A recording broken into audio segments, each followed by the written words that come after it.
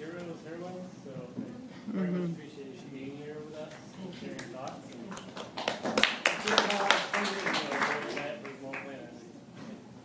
Keep it on. So I wonder if you could address how our thought process always seemed to be human-centered or human being-centered instead of possibly considering life and our planet from, I mean, I know it's hard to do, but considering like, oh, well, maybe we're not the only ones on this planet. There are other beings, and maybe this isn't such a negative thing that's happening. Case in point, we have California seals that are entering Colombia and eating the salmon. And the only reason it's bad is because they're eating the salmon that we want to eat. It's like, well, they're adapting to their new world. How come we can't accept that and do that ourselves? Well, I know there are many profound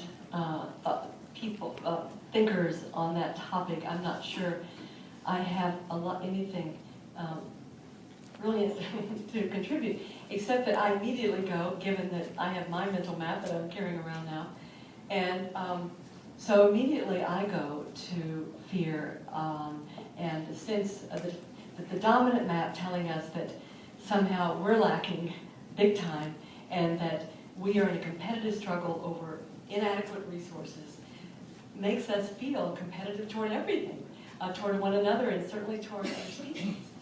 So rather than taking a deep breath and celebrating that we inhabit this beautiful earth with so many different organisms, as I quote E.O. Wilson in the introduction saying, we are not only living in a habitat, we are a habitat, as he points out, you know, the billions of microorganisms that inhabit us. So I think that sense of, this is the EcoMinds shift from the sense that we are disconnected from one another, disconnected from nature, and we are all separate and in a static environment where there's only so much to go around. So probably that does contribute to our lack of interest in really allowing other species to flourish, and certainly to seeing our own thriving being dependent on the thriving of all the other aspects of the ecosystems in which we live. So I think it is related to this basic fear of scarcity that I fear is contributed to as we talk about, you know, metaphors like hitting the limits of a finite earth, that particular one which I hear so much, which keeps us in that fear. Yes, please.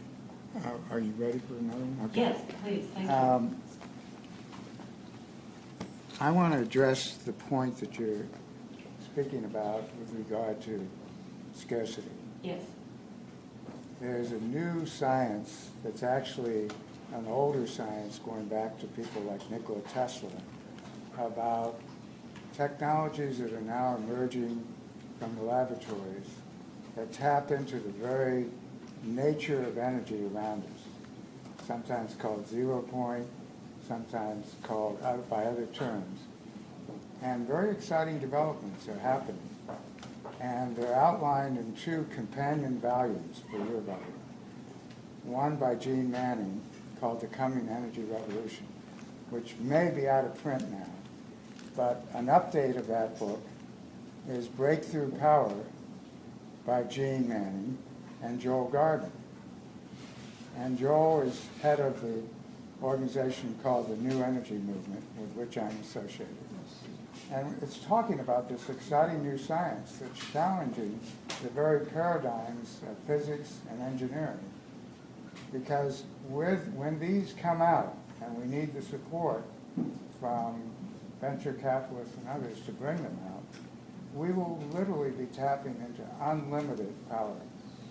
And of course, there's some that are worried about it, that human beings can't handle this. But I'm in an optimistic frame that you're talking about. And this power will be decentralized. It will not be under the domination of centralized power sources.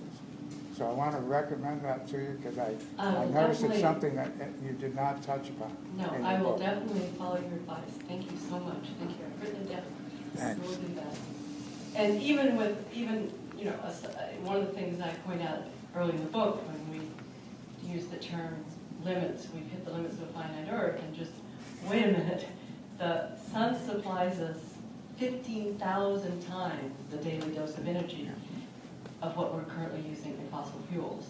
And that is enormous waste. So that's one of the ways that I look at this challenge. Yes, did I see a hand back there, or were you just, yes, please? No, okay. I saw a hand, but it didn't mean you wanted to speak. Yes, there's a hand. It's not, I've read some of your stuff over the years. Thank you very much for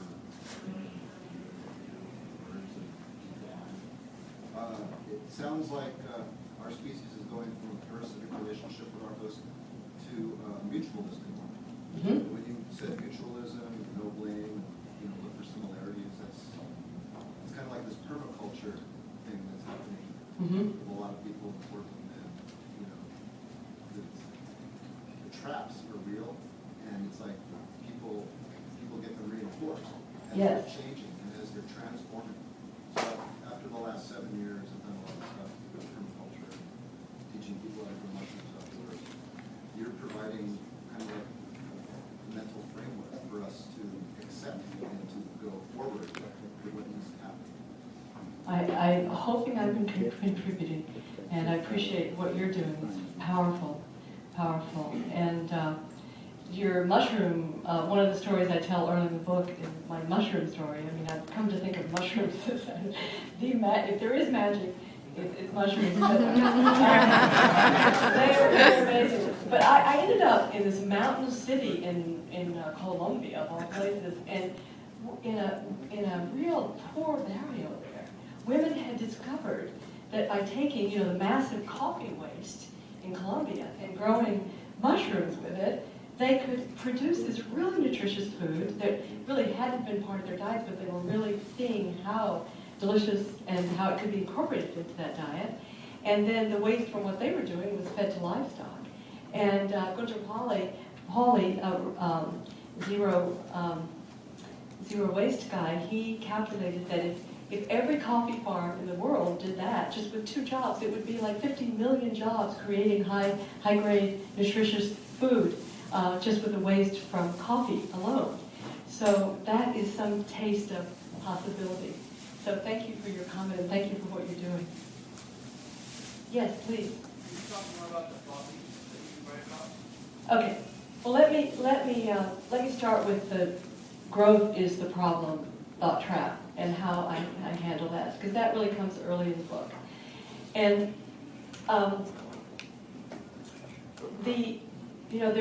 it's difficult because I really so love the people who are behind that meme, they're doing great work. And so this is not anything about a criticism of any individual, it's the frame. So the problem with the growth is our problem frame. Number one is that it blesses what we've been doing with a positive term. I want my plants to grow. I want my love to grow. I want my granddaughters to grow. Grow is a really positive word. So if we say that what we've been doing is grow, we've already confused ourselves. Because, think about it this way, how can we say we have a growth economy from anywhere from 55 to 87? I've seen these very credible scientists argue. Some as low as 55, as high as 87% of all the energy in the U.S. is wasted. Is that growth or is that waste? You think about food in this country. Over 40% of it that is harvested, ready, healthy, could be food. Over 40% is wasted. And that doesn't even count this waste, that once it's processed, fed to our kids, you know what percentage of those calories are now called empty calories? 40% of American children's diet is empty calories. Is that growth? That's waste. So I think we should be calling our current economy waste and destruction economy.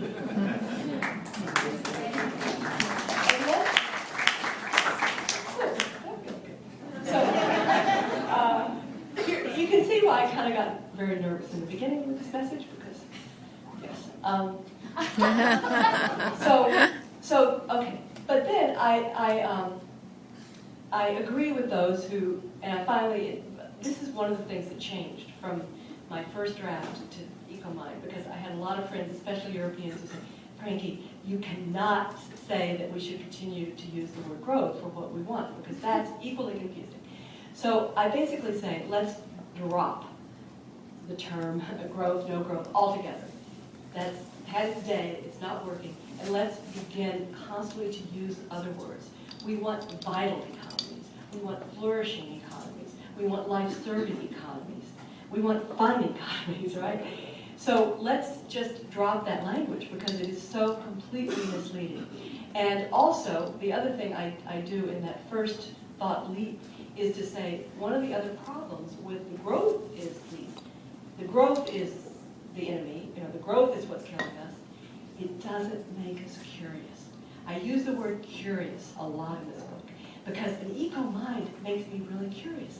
If an eco-mind is all about connections, I want to know, what is that? How does that connect to that, to connect to that, to connect to that? And if we just say, oh, it's growth, well, we can lower our it doesn't spark our eco-mind connectedness. And so I really think it doesn't allow us to see why. I say we've got to become 2-year-olds again with the eco-mind, asking why. Why is what we call growth so destructive? Because it's locked into what I call a one-rule economy, highest return to existing wealth, which by definition, it returns wealth, until you have what Citigroup in 2005, not Francis Lappe, Citigroup called plutonomy. Well, top 1% controls more wealth than the bottom 90. And then that top 1% infuses its power into our public decision making, so that then, of course, the cost of all of this so-called growth is hidden. And just as I was finishing this book, a brilliant study came out from Harvard Medical School talk about hidden costs, that just coal alone is a third of $1 trillion a year in costs, if you include all the medical and public health, environment, everything. And so that's another reason we can't call this a growth economy when we're creating that kind of destruction and waste. So the eco-mind then shifts to, okay, it's the leap is to say, what I was just saying really, the way I identify the leap is to say, let's let go of the distorting terminology around growth, and let's embrace real terminology and framing of what is it that actually incorporates the real cost of everything we're doing and moves us toward vitality, health, as I say, joy, exuberance in the way our economies work, and just drop the whole no growth. So that is one example of how I move. But one of the most, can I jump to another one though? Of course. Okay. Another one is that is this, in the middle is, between these two, is the consumerism chapter, which I really like too. But we've hit the limits of a finite earth, thought trap. These all obviously relate to one another. But we've hit the limits of a finite planet. You've already heard part of my responses, the music metaphor that we're talking about alignment. But I also realize that the problem that with the framing that we've hit the limits of a finite earth is that people hear that, I think, to say, okay, we've hit the limits of what nature can do, so now we've got to improve on nature. And that's what Monsanto, isn't that what they're telling us? They're improving on nature. And isn't that the geoengineering people? They're telling us that we're improving on it. Nature can't do it anymore. And so when you and I, if we're tempted to use, we've hit the limits of a finite earth, I feel that we're giving ammunition to Monsanto. Because we're saying, no, we haven't begun.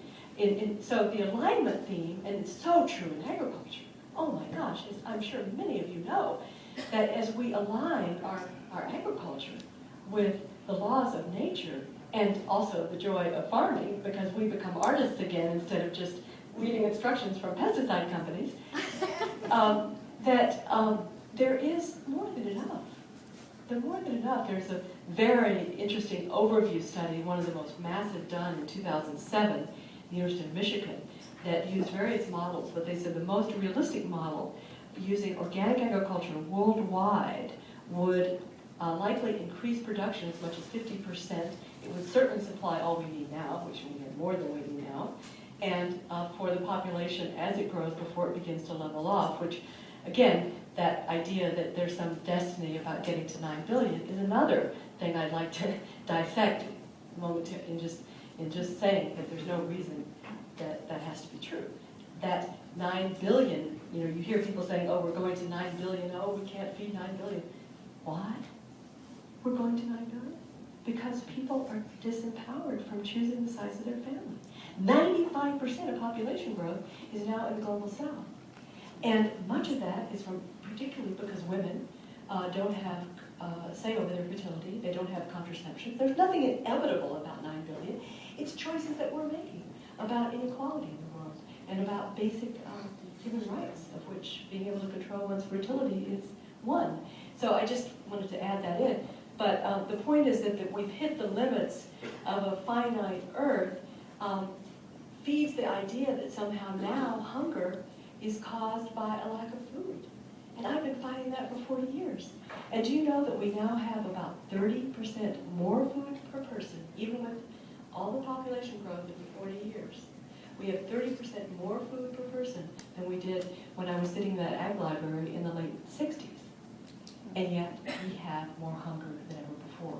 So the hit the limits doesn't begin to make us curious about what are the relationships that create hunger, no matter how much it is produced.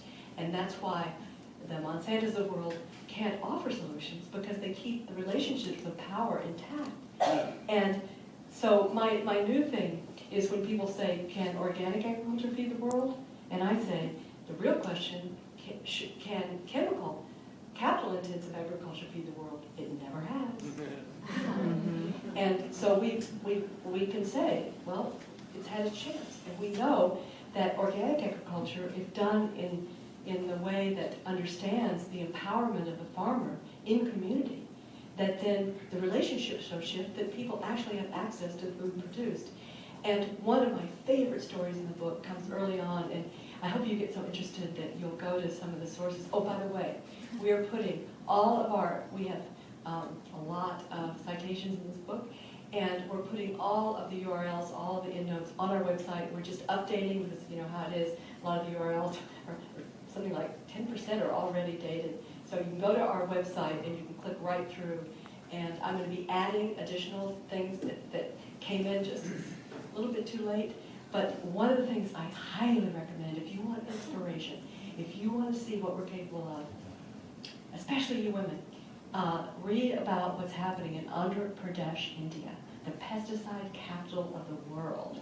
And there, a women-led movement, they call it the non-pesticide movement, this women-led movement, you'll read about the Deccan Development Society, where people got so burnt, devastated by BT cotton, by GMO cotton that failed, and they began to say there must be a better way, and to reclaim not only their traditional multi-cropping systems, but also building on it, sharing seeds, growing it, and now this particular, and also creating their own village-level food security system instead of just relying on the white rice from the centralized system, which was making a lot of them, ill because it was so lacking in nutrition.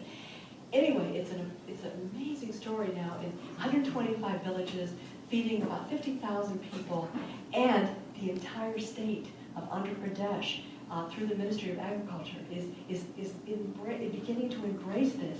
And organizations at a village level where people are coming together, and at least, I don't know what it is in Hindi, but the translation of the key person in the village who's responsible for bringing people together, animating them, they call it the village activist in English.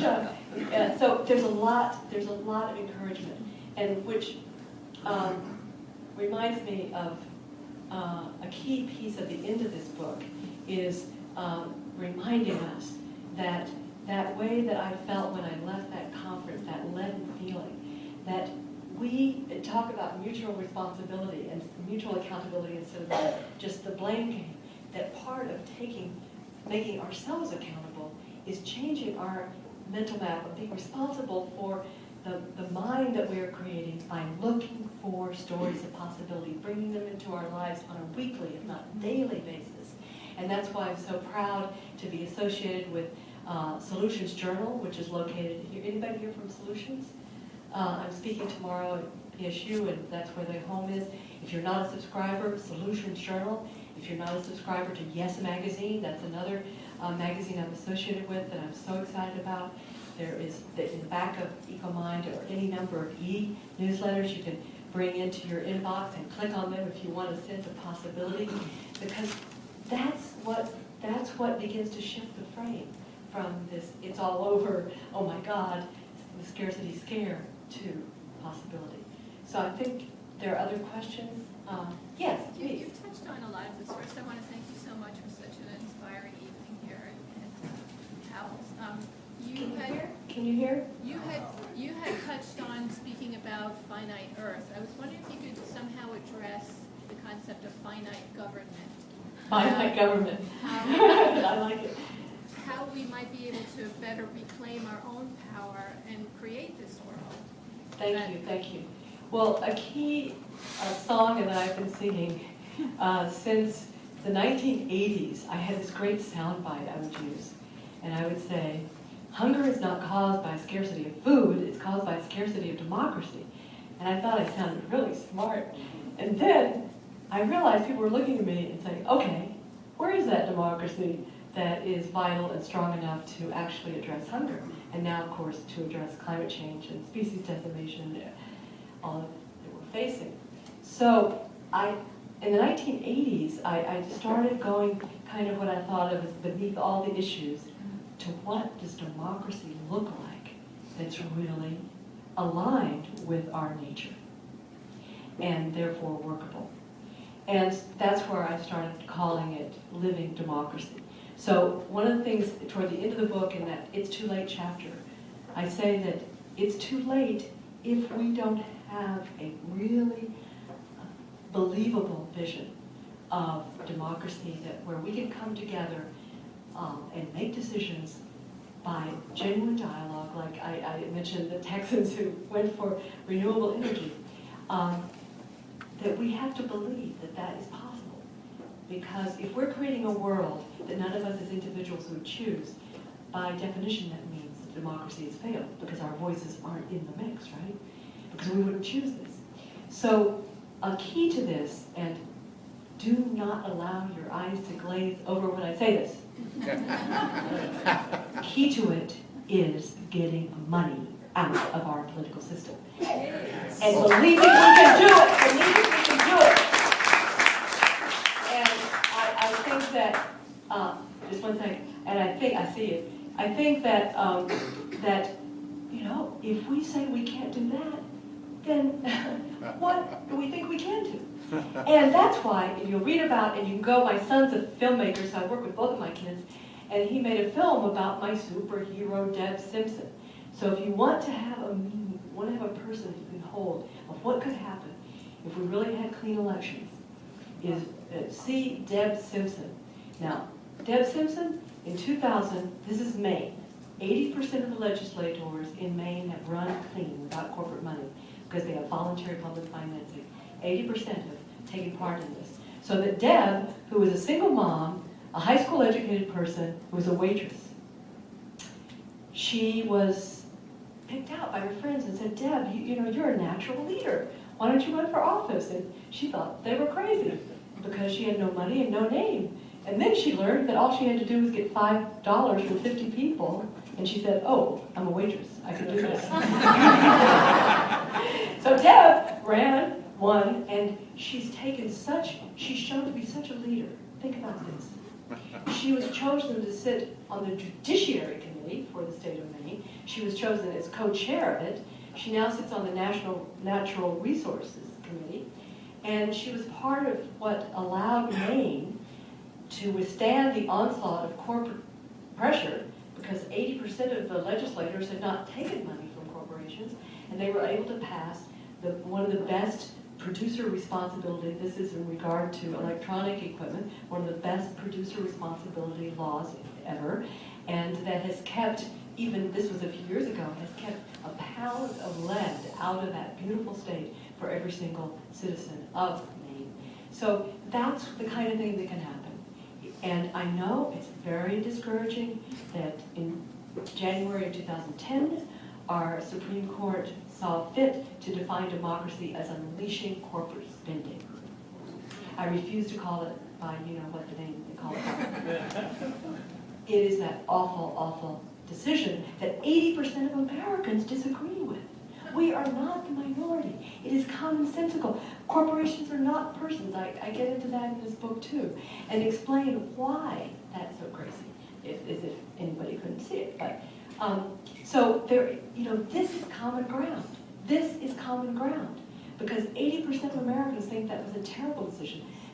Almost 90% of us think that corporations have too much power in Washington.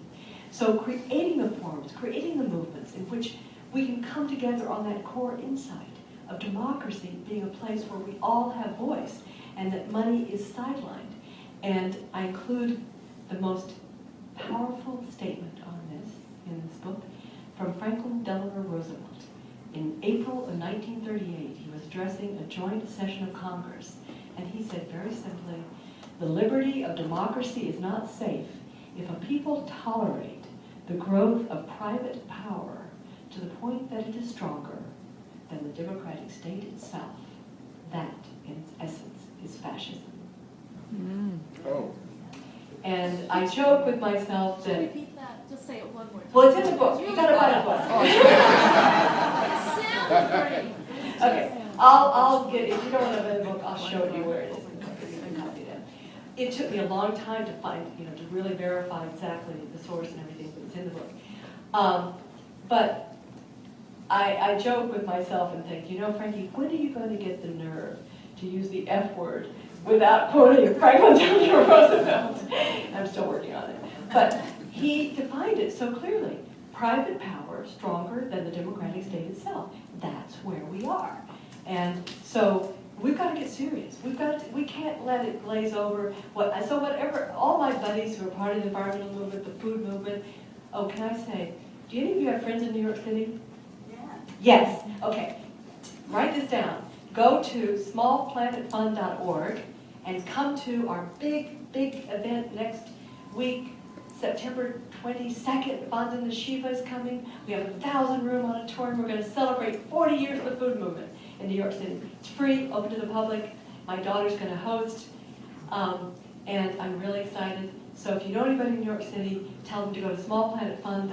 They can register to go to our big party next week. So all my buddies in the food movement, environmental movement, et cetera, I say, okay, this does not have to be your first obligation, but you know, your first passion, I should say. I hate that word, obligation. Your first passion. But whatever else you're doing, we can all weigh in on this matter of removing money from politics. There's now a bill both in the House and the Senate. In the House, it has about 75 co-sponsors. Fair Elections Now legislation, you can go to that website and you can weigh in, you can tell your friends and neighbors about it, you can contact your legislators about it. This should be something that is bipartisan, as well as the Disclose Act. Do you know that the Disclose Act, which would have forced corporations to identify who they're giving their contributions to in campaigns, lost by one vote? One vote. Where were we?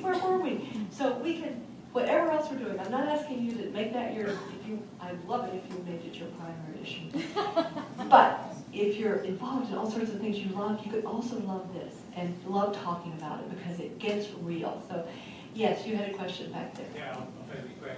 I agree with getting money out of politics and perhaps shortening the election cycle and getting the lobbyists the hell out of Washington, D.C. so we can get back to our democracy and get out of this fascist state.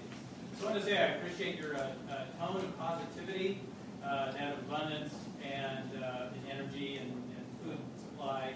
I think it's reflective of Al Gore's positions and to counteract the culture of fear that's happening right now. For instance, one of the lead stories on TV tonight was the bankruptcy of Soldine, I don't know if I have that right, a photovoltaic plant based in Northern California that Obama went to last year. They got about $500 million in stimulus funds, and then finally bankruptcy. So everybody's going, oh yeah, so solar doesn't work, does it? Whereas, you know, they had the solar, like you mentioned, in Bellingham, and Germany's doing it, and you know, it can work, but we got to change the mental paradigm on that. And we've got to change the legal framework. Indeed. Germany is going to be 40% renewable electricity in 10 years because of one piece of legislation. I think you have some version, I don't know enough about it, but it's this, they call it in Europe the feed-in tariff, but basically I call it the reward renewables law. So now that 80% of the installations in wind and solar in Germany are all households who are seeing themselves as producers. So they're in, they're in it. They're part of the solution, and they're going to be 40% renewable. And it avoids the making of new nuclear power plants, I believe. Absolutely. Just one thing I want to mention real quick is Al Gore is doing an event right now online, started at 7 o'clock tonight around the world. I believe it's at climaterealityproject.org. Go check it out. It's a 24-hour event with people with stories indicating what's actually happening in their part of the world and what's happening to our climate, that it is real, to counteract this bunk fantasy, non-science that's being bandied about by Thank you. I wish I had mentioned that. I'm so glad you mentioned it. Yeah, check it out. And I hope we can, whatever we can catch it even if we're not there right now. So thank you so much for that. So I think you wanted to end. One more. I love your comments, questions. One more to, yes, please, there. I'm just curious what your thoughts are on test tube meat. I mean, I've been reading so much about it. I'm just wondering. Testing meat? Well, isn't it sort of what I was saying before? Since we've reached the limits of the nature, we've got to go beyond nature. I mean, it's completely. Test When you tube. think about it, Test when you tube. think about the vast abundance. Right now, just to give you the big picture, only half of the grain produced in the world actually goes to people directly. In this world where 1 billion of us go without it. More than, roughly 37% of the world's grain now goes to produce animal products, right? Another 30% or so, third roughly, of the fish catch. That wasn't even thought of when I wrote Diet for a Small Planet. We've done to fish what we've done to cattle. We made them, So to think then that in addition, we're going to be doing test tubes to focus on meat. I mean, the point is that we know that human beings thrive in a largely plant-centered diet in which if one chooses to eat animal foods, they are complementary, not the center of the meal, that was a big mistake that we made in Texas.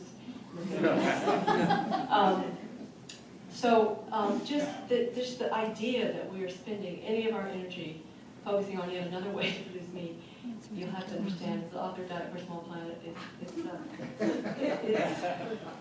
not where, but I do think it's a reflection of this idea, this fixation that somehow nature can't do it, and yet so many people are coming to realize how much healthier and vital they feel in a primarily plant-centered diet, again, with animal foods playing a complementary role.